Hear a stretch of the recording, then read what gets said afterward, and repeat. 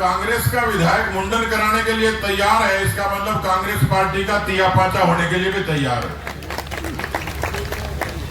वो लिखते हैं कि कृपया तुझ भेंट स्वीकार करें, बाढ़ उतार कर गंजे होके और भेंट कर रहा अशोक गहलोत जी को। ये तुझ भेंट स्वीकार करें और महात्मा गांधी को याद करके उनके बताए गए 7 पाप पर चिंतन करें, मुख्यमंत्री का पद स्थायी नहीं। ये लिखा है महोदय भरत सिंह कुंदनपुर, माननीय अशोक गहलोत। बेरोजगारों से ठगी, पेपर लीक, भ्रष्टाचार, बदहाली कानून व्यवस्था की, माताओं बहनों का अपमान, दलितों वंचितों पिछड़ों के लिए जिस तरीके से इस सरकार ने उन पर अत्याचार किए, मुझे लगता है कि ये वो समय है जब उस सरकार को उखाड़ फेंकने का समय आ गया। कांग्रेस पार्टी के लोगों ने पूरा वक्त झगड़े में बिता दिया। ये जरूर कहते हैं कि ये घर का झगड़ा है, पर आदमी लुगाई लड़ ले और माथा पड़ोसी का फूट जाए, उसको घर का झगड़ा थोड़ी कहते हैं। बेलन पड़ोसी के सिर पे जाके लग जाए तो घर का झगड़ा तो वो होता है जिसकी आवाज पड़ोस में नहीं आती। वो कहता है कि मैंने आपके स्वागत की बजाय गृह मंत्री मुर्दाबाद के नारे लगाने की घोषणा करी है। ताजा चिट्ठी है, उसमें उन्होंने लिखा है कि भाया के भ्रष्टाचार, भाया कांग्रेस पार्टी का खान मंत्री है, उसके बारे में लिखा कि भाया के भ्रष्टाचार को आप द्वारा प्रदान किया गया खुला समर्थन तथा कोटा जिले में शामिल नहीं करने पर आपके संकल्प पर मैं खेद प्रकट करता हूं। जो आखिरी लाइन है वो सुनने लायक है। गांधीवादी अशोक गहलोत जी, आपको ये शोभा नहीं देता, आपका ईमान मर चुका है। जोधपुर की घटना है, नया बच्चा, नवजात बच्चा पैदा हो और अस्पताल में कुत्ते उसको नोच के खा जाएं, सुनिए ऐसी घटना। ये घटना जयपुर के सांगानेर गेट अस्पताल की है।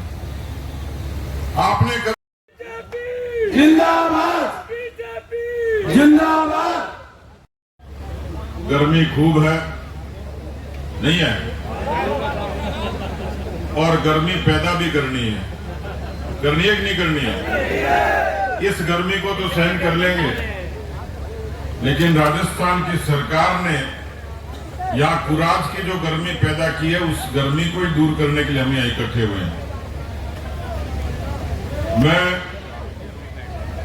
इस मंच से धन्यवाद दूंगा आपके क्षेत्र के जनसेवक और लोकप्रिय विधायक रहे मेरे भाई आदरणीय रामेश यादव जी को, कि जिन्होंने लगातार सेवा करके इस क्षेत्र में, जब भारतीय जनता पार्टी की सरकार रही, उस सरकार के दौरान उन्होंने विकास के बहुत सारे काम कराए। मैं कई बार अक्सर पूछता हूं, तो लगातार उस कालखंड में वसुंधरा जी की सरकार के दौरान इस क्षेत्र में सड़कों का जाल, स्कूलों का क्रमोन्नत होना, जीएसएस का बढ़ना, बिजली की आपूर्ति, जो काम हो सकता था सरकार के बुनियादी विकास के लिए, उसके लिए रामेश जी ने जी जान से आप लोगों के लिए काम किया है। एक सरकार आज भी काम कर रही है, जिसका जिक्र अभी प्रमोद सावंत जी ने किया। किसानों से वादा खिलाफी, बेरोजगारों से ठगी, पेपर लीक, भ्रष्टाचार, बदहाली कानून व्यवस्था की, माताओं बहनों का अपमान, दलितों वंचितों पिछड़ों के लिए जिस तरीके से इस सरकार ने उन पर अत्याचार किए, मुझे लगता है कि ये वो समय है जब उस सरकार को उखाड़ फेंकने का समय आ गया। रामनवमी पर प्रतिबंध लगाती है, हिंदू नववर्ष के जुलूस पर प्रतिबंध लगाती है। मेरा आपसे प्रार्थना है, आप इतनी बड़ी संख्या में आए, 20 मिनट चलेगी, मेरे घर मेहरबानी रखिए, कोई भी अपनी सीट नहीं छोड़ेगा, और जो बाहर गए हैं बुजुर्ग, उनसे भी प्रार्थना है कि वापिस आके बैठे। भारत माता की बीबी रानी की सीट नहीं छोड़नी, अपन तो सीट छुड़वाने के लिए आया अशोक गहलोत की। मैं आप सब लोगों से आग्रह कर रहा था कि एक ऐसी सरकार, जिस सरकार का ईमान खराब हो गया हो, और गा रहे हैं। पिछले 5 साल से कांग्रेस पार्टी के लोगों ने पूरा वक्त झगड़े में बिता दिया। ये जरूर कहते हैं कि ये घर का झगड़ा है, पर आदमी लुगाई लड़ ले और माथा पड़ोसी का फूट जाए, उसको घर का झगड़ा थोड़ी कहते हैं। बेलन पड़ोसी के सिर पे जाके लग जाए तो घर का झगड़ा तो वो होता है जिसकी आवाज पड़ोस में नहीं आती। लेकिन इन्होंने तो 5 साल में ऐसा झगड़ा किया, 2-2 मुख्यमंत्रियों के नारे लगे, मंत्रिमंडल पर लड़े, फिर कमरों पर लड़े, फिर 52 दिन बाड़े में बंद रहे। ये तो पता ही आपको, दुनिया की अकेली सरकार अशोक गहलोत की जो 52 दिन बाड़े में बंद रही। आप 52 दिन तो एक जगह भैंस को भी बंद नहीं कर सकते। उसके बाद इस्तीफों का दौर चला। दुनिया के इतिहास में रिकॉर्ड भी कांग्रेस पार्टी ने बनाया कि 80-80 विधायकों के इस्तीफे हुए। अब यदि यही घर का झगड़ा है, लेकिन इस घर के झगड़े का नतीजा ये था कि यहाँ की कानून व्यवस्था खराब हुई, नौजवानों के साथ ठगी हुई, पेपर लीक हुआ जिसका जिक्र हुआ। लेकिन मैं वो जो हमारे पूर्व मंत्री और कांग्रेस के मौजूदा विधायक हैं, उनका नाम है भरत सिंह। उन्होंने अशोक गहलोत जी को चिट्ठी लिखी, कांग्रेस के विधायक ने अशोक गहलोत जी को चिट्ठी लिखी, और वो चिट्ठी पढ़ के सुना रहा हूं, 1 मिनट की चिट्ठी है। भरत सिंह जी लिखते हैं, महोदय, मुख्यमंत्री को लिख रहे हैं, कोटा में रिवर फ्रंट के उद्घाटन पर आपको मेरी बधाई। आपका कोटा में स्वागत करने के स्थान पर मैंने निवास सांगोद विधानसभा क्षेत्र के कांग्रेस कार्यकर्ताओं के साथ गृह मंत्री मुर्दाबाद के नारे लगाने की घोषणा करी है। मेरी बात को गौर करना। कांग्रेस का विधायक मुख्यमंत्री को कहता है कि मैंने आपके स्वागत की बजाय गृह मंत्री मुर्दाबाद के नारे लगाने की घोषणा करी है। ताजा चिट्ठी है। उसमें उन्होंने लिखा है कि भाया के भ्रष्टाचार, भाया कांग्रेस पार्टी का खान मंत्री है, उसके बारे में लिखा कि भाया के भ्रष्टाचार को आप द्वारा प्रदान किया गया खुला समर्थन तथा कोटा जिले में शामिल नहीं करने पर आपके संकल्प पर मैं खेद प्रकट करता हूं। जो आखिरी लाइन है वो सुनने लायक है। गांधीवादी अशोक गहलोत जी, आपको ये शोभा नहीं देता, आपका ईमान मर चुका है। कौन लिख रहा है ये? कौन लिख रहा है? कांग्रेस का विधायक पूर्व मंत्री अशोक गहलोत को लिखता है कि आपका ईमान मर चुका है। आपके ईमान के मरने पर, अब आगे की लाइन सुनना, आपके ईमान के मरने पर मैं मुंडन करवाकर अपने बाल आपको भेंट करना चाहता हूं। बताओ, मुंडन क्यों करवाते हैं? मुंडन क्यों करवाते हैं? या तो बहुत ज्यादा गर्मी लगे जो टाट गंजी करा लेते हैं, और या फिर अपने गमी हो जाए, कोई दादा बाबा चला जाए। तो मुझे लग रहा है कि जब कांग्रेस का विधायक मुंडन कराने के लिए तैयार है, इसका मतलब कांग्रेस पार्टी का तिया पाचा होने के लिए भी तैयार है। वो लिखते हैं कि कृपया तुझ भेंट स्वीकार करें। बाढ़ उतार कर गंजे होके और भेंट कर रहा अशोक गहलोत जी को। ये तुझ भेंट स्वीकार करें और महात्मा गांधी को याद करके उनके बताए गए 7 पाप पर चिंतन करें। मुख्यमंत्री का पद स्थायी नहीं। ये लिखा है महोदय भरत सिंह कुंदनपुर, माननीय अशोक गहलोत। अब आप समझ सकते हो कि कांग्रेस पार्टी का एक मौजूदा विधायक यदि सरकार के खिलाफ ऐसा लिखता है, हम यदि यहां से कुछ कहते तो ये कहते जी ये तो बीजेपी वाले आरोप लगाते हैं। लेकिन आरोप सही है। आपने कभी थाने में थानेदार की गाड़ी के टायर चोरी होते सुना है क्या? चोर आए, थानेदार की गाड़ी खड़ी थी और उसके टायर उतार के ले गए। ये सत्य घटना है, आरोप नहीं है। जयपुर के विद्यानगर नगर थाने की 3 साल पुरानी घटना है। आपने कभी सुना है कि अस्पताल में चूहा आए और मरीज के पैर कुतर जाए? सुना है क्या?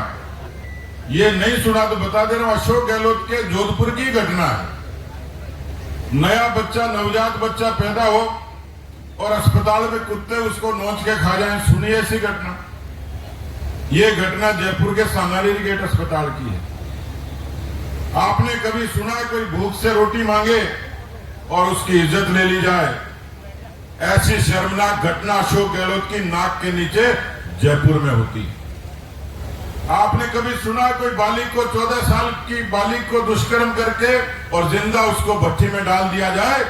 ऐसी घटना भीलवाड़ा की कोटड़ी में होती है।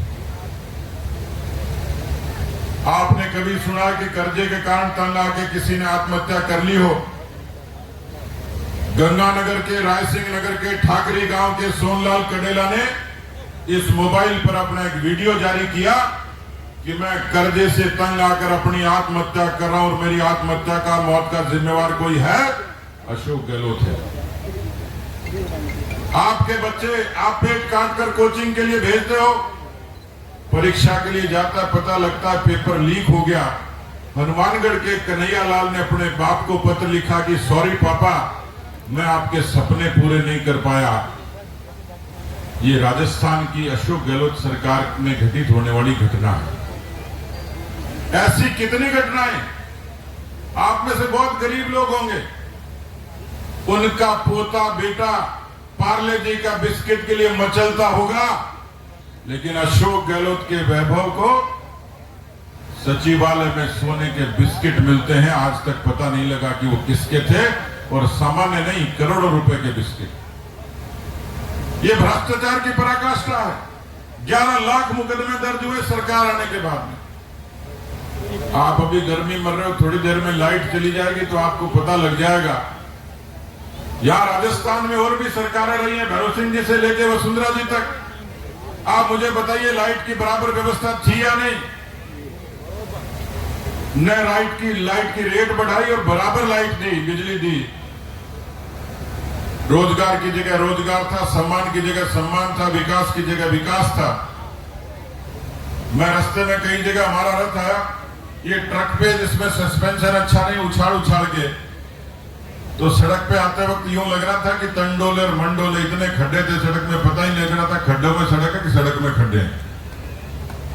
इसलिए इस सरकार को आज का ये परिवर्तन संकल्प यात्रा, जिसका आपने इतना गर्मजोशी से स्वागत राम जी के नेतृत्व में किया है, मैं आपको भरोसा देने के लिए आया। अभी प्रमोद सावंत जी कह रहे थे, देश में 2 सरकारें, एक मोदी की सरकार है जिसने वाजपेयी जी की सरकार के नक्शे कदम पर चलते हुए, हिंदुस्तान का आदमी कैसे भूल सकता कि किसानों को क्रेडिट कार्ड, प्रधानमंत्री ग्राम सड़क योजना, प्रधानमंत्री फसल बीमा योजना, इतनी सारी अभिनव योजनाएं किसानों के लिए। और जब देश के स्वाभिमान की जरूरत आई, ताकत की बात आई, तो परमाणु का विस्फोट करके दुनिया में हिंदुस्तान की ताकत को भी मजबूती से वाजपेयी जी ने दिखाया था। आज मोदी जी भी सामान्य छोटी छोटी योजनाएं हैं। बैंक का खाता आपको आसान लगता होगा, लेकिन 50 करोड़ बैंक के खाते खुले हैं। आप में से कोई कहता जी कौन सी बड़ी बात है? बड़ी बात है। देश का प्रधानमंत्री एक समय कहता था, मैं 1 रुपया भेजता हूं 15 पैसे मिलते हैं। 85 पैसे कहां जाते हैं, कोई हिसाब किताब नहीं था। ये मोदी सरकार है जो खाता खोलती है और खाते में पूरे के पूरे हक के पैसे आपके खाते में जमा हो जाते हैं। उज्ज्वला का कनेक्शन, शौचालय, आवास, आयुष्मान, इन सब योजनाओं ने आम आदमी का जीवन बदला है। और तो और 23 अगस्त को हिंदुस्तान के देशवासियों के लिए गौरव का दिन था।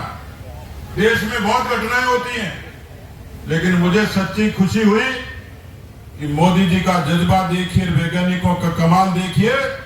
चांद को टुकुर टुकुर देखते थे, उस चांद पर भी तिरंगा गाड़ने का काम मोदी की सरकार ने करवाया। यही तो बदलता भारत है। लेकिन दूसरी अशोक गहलोत की सरकार, मुझे लगता है ये समय है, सही समय, और यही समय है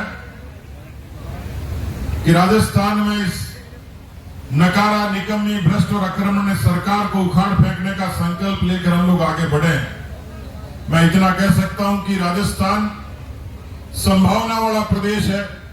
राजस्थान में खेती में संभावना है, उद्योग धंधों में संभावना है, राजस्थान में पर्यटन में संभावना है, राजस्थान में पशुपालन में, डेयरी में संभावना है।